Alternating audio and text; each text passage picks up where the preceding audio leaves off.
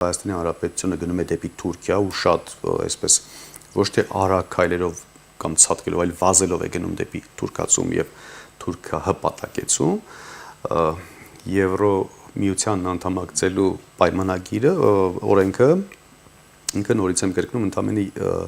Նիկոլ Փաշինյանին աջակցող որևէ խմբակի համար պետք է ծառայի որպես հենարան կամ Քարոզ Արշավի փաստաթուղթ, որպեսզի նրանք մուտք գործեն ազգային ժողով, հետագայում Նիկոլ Փաշինյանին միանալու ակնկալիքով, իմիջայլոց, որի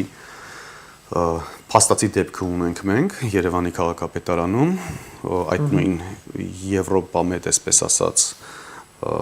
ճուժերի ներկայացուցիչներից մեկը, ինչ որ մի անորակուժ, ինչպես միացավ եւ իր քվեները տվեց, եւ մնացյալ այլ